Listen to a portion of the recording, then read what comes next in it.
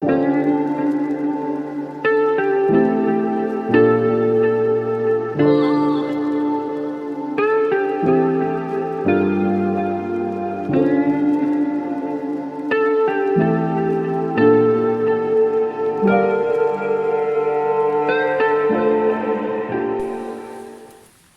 5 to 9 and I've just come inside the tent. It's starting to get a little bit chilly out there. That's not bad, is it, for December? I'll turn these lights out shortly, get in my sleeping bag, and I'll say goodnight and I'll talk to you in the morning. Hello, good morning. It's now 7:30 AM on Wednesday the 2nd of December, and I've been up about 15 minutes. I actually got woken up by daybreak, really. You can't see it, but the sun rose through those trees. That's exactly where the full moon rose last night. There was a little bit of orangey sky, but not much. I've just got some hot water on. Gonna make myself a coffee and then think about doing breakfast in a bit. The tent, I have to say, was so much easier getting undressed last night, and the same getting dressed again this morning, because of all that headroom where you really need it. The slope's working for you rather than working against you, but it just feels strange emerging from the side and not the front. I mean, I understand the principle and I'm sure I'll get used to it. It's just a bit difficult to get your head round at first. And I slept okay, but there were one or two occasions where I was aware of some sniffing just outside the tent. I don't think it's a fox or a badger, something a bit smaller maybe, but again, even though you know what it probably is, your mind starts playing all sorts of tricks.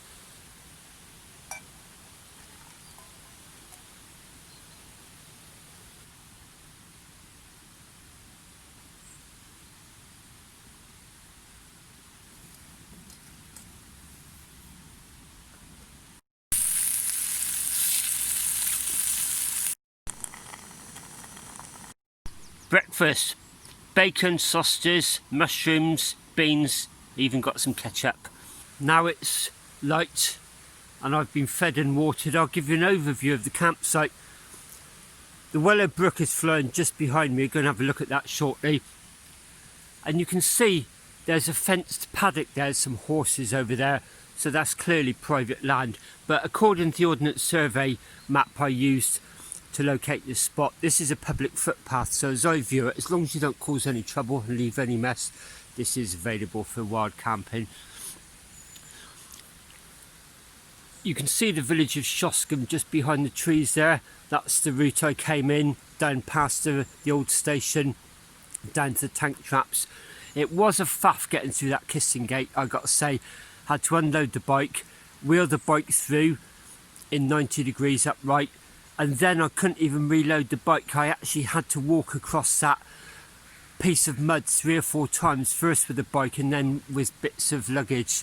I'm going to try not to retrace that way. I'm going to try and get out that way, because when I did that recce yesterday by the pillbox, it appears there's a gate there. I'll give that a go anyway. And then right behind the tent you can get access down to the brook. This is gorgeous down here.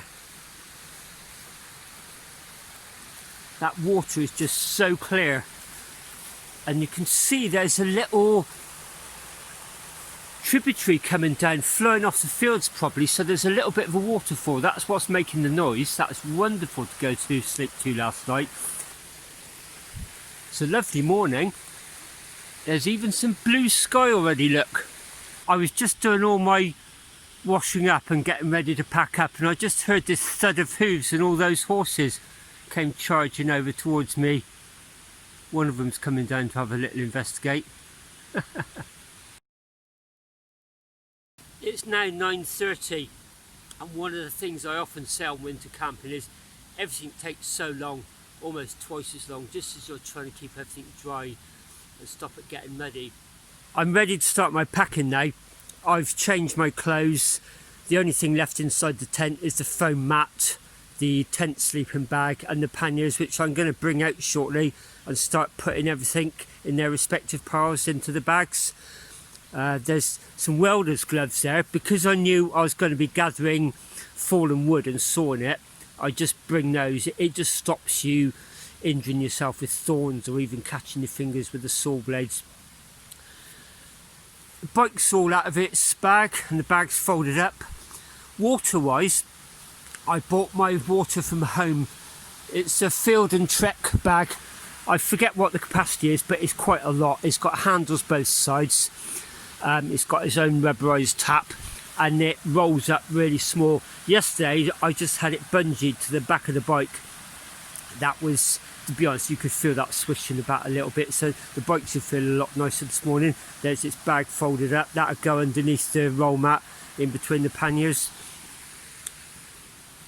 Next shot, hopefully we'll be all packed up, ready to roll.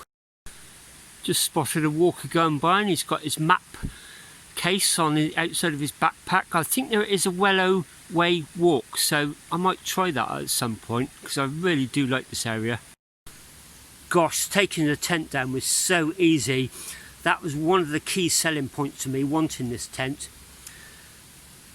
It's got its own stuff sack where you can roll it in the conventional way, or you can just leave out the pegs on the pole and stuff it in, just literally ram it in, and then the straps allow you to compress it even smaller. It fits in the panniers so much easier.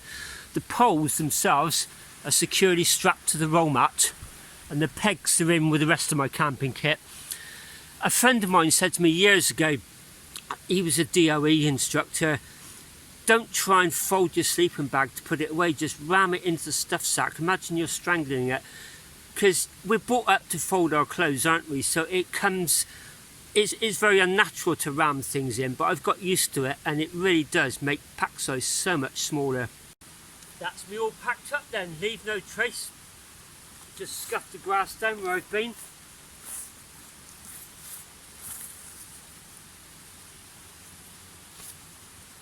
You would never know I've camped there overnight.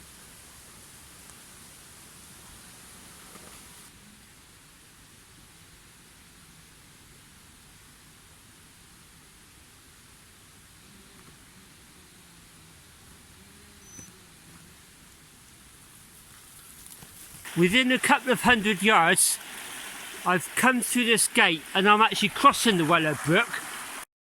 Well, I'm back at the gate that I recce'd yesterday. The pillbox would just be off to the right. It's obscured behind these trees. So that's the way I came along yesterday to go up that hill to do 3 sides of the rectangle, which is what I'm going to redo today. So I'll see you back at the tank traps. I've just finished the 3 sides of that rectangle and I'm back at the tank traps at the bridge over the Wellow Brook.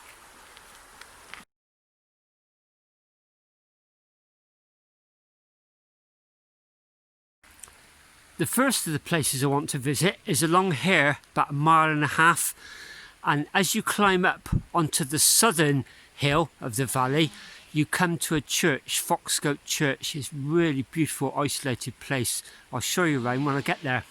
As I climb up the hill overlooking the other side of the Wellow Brook towards Foxcote, you come across this. Look at this apple thatch cottage, quintessential English thatch cottage. As I drop down into the small hamlet of Foxcote, see there's a farm there right opposite the church here. This is the first place of interest I wanted to show you. It's St. James the Less, Foxcote with Shopscombe Church. Services from Easter Day till the end of October. In winter at Shopscombe School Church.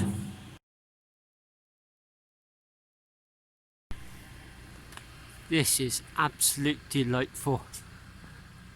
What an amazing location set up on this hill overlooking the valley.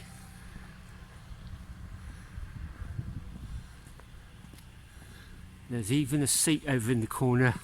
I'm just going to go and sit and chill out for a bit.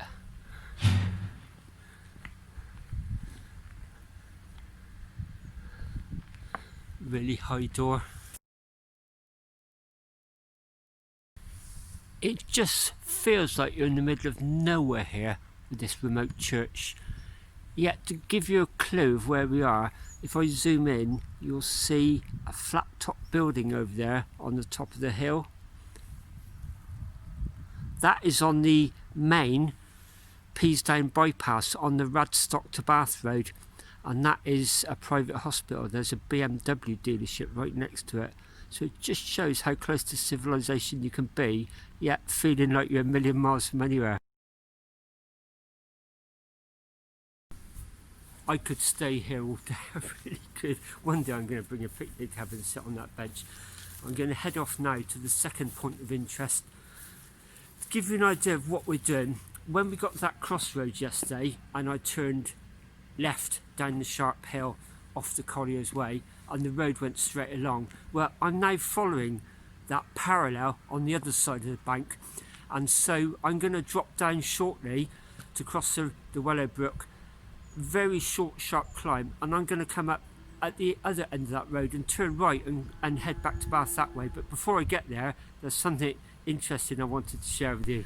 About a quarter of a mile or so after dropping down from the church, you drop down back to the Wellow Brook, and there's a little bridge going across it, and this is the second point of interest. That's the old Foxcote viaduct for the Somerset and Dorset Railway, and you can see someone's converted it and made it into a private dwelling. A kind of grand designs. Amazing place to live, an old railway viaduct.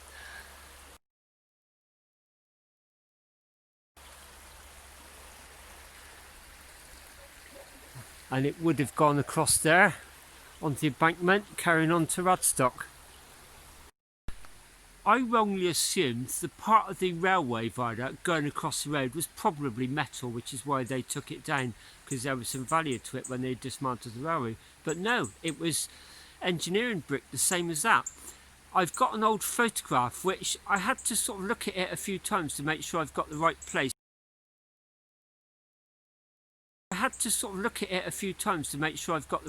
So I've circled in red a part of the viaduct which matches up, and I've also put a slant in to show you where the cut was and how they've sealed it off. I understand they took down the arch going across the road for safety reasons, to improve road visibility, because you can imagine on a narrow track like this, an arch would have been quite a hazard really.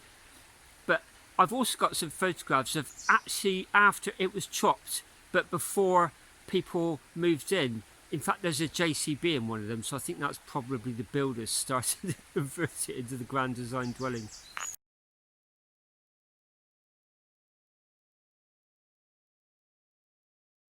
So I've just climbed up the hill. There's the viaduct there. You can see the turfed roof there. Looking back up towards Foxcote. As I said earlier on, I'm back at the other end. I think it's called St. Julian's Road, where I turned left at that crossroads. Well, this is the second crossroads. And then the Collier's Way carries on towards that farm, veers off, and then it actually joins the course of the old railway actually into Radstock. There was a scene of a really nasty crash along there as well, a railway crash in the early days where two trains hit head on when it was still single track. Anyway, it's coming up to midday. Can't believe where the time's gone. I'm going to head this way, and then when I get back to that second crossroads, I'm going to retrace my route back into Bath.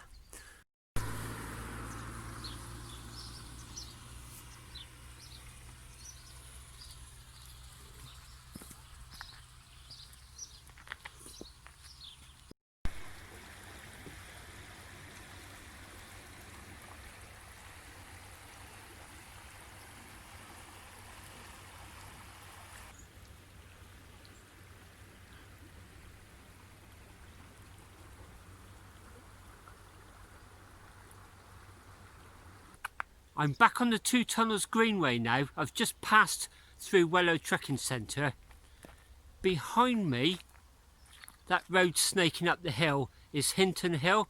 Right at the bottom of that, there's a little footbridge, and that's the Wellow Brook going through there. And then it's going to be following the course of this old railway along to Midford, which is when it's joined by the River Cam, and then they both flow towards the River Avon near Dundas Aqueduct. The wild camp has been absolutely fantastic. Last night was so mild, it's unbelievable. Today it's overcast, there's a bit of drizzly rain, but it's still very mild. Most went to plan last night. A couple of nice little surprises. The two highlights were just that moon rising behind me. I was unaware of it, and I just suddenly thought, what's that? Thinking it was a house lighting up, and I looked around, there was this almighty ball looking at me. It's like a face looking through the trees. And then those horses galloping down this morning. I didn't really capture it on video because by the time I switched the camera on, it was pretty much over. That was pretty good. Really impressed with the tent. I'm going to be using that a lot, I think, from now on. With the wood burner, I will persevere with it. I think I lit it too soon last night. I processed all the wood and then felt I'll light it and then you can get on with the cooking, because the food preparation took a long time. In hindsight, I think I should have waited and then lit it while I was having the meal, but you live and learn, so I will try it again. Now lockdown has been eased, we'll have to wait and see if there's any further restrictions, but my next video is probably going to be a DIY 200 to Southampton Travelodge. I mentioned on my last 200 I was going to go down to Southampton Travelodge, but I'd had to cancel it due to the lockdown. Well, they gave me a good deal. I've rebooked, and plus they give me 25% extra credit. So I've booked that in for the middle of this month. Whether it happens or not, I don't know. We'll have to wait and see if there's any further lockdown restrictions. But the plan is to do an extended ride there, making it into a DIY 200-kilometre ride, and then have a bit of a later start the next morning, and then ride back fairly directly. In the meantime then, look out for each other, everybody. Stay safe. Thank you very much for watching. Until next time.